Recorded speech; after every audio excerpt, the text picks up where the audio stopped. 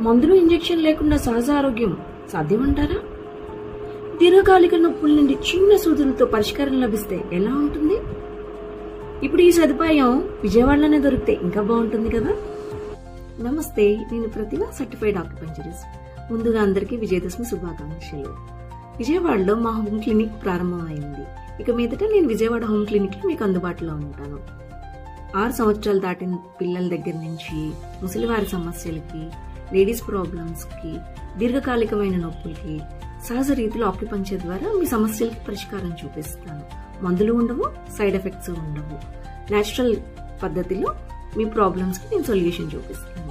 ఇక మీదట విజయవాడలో అందుబాటులో ఉంటాను. మరొకసారి విజయదశమి శుభాకాంక్షలు.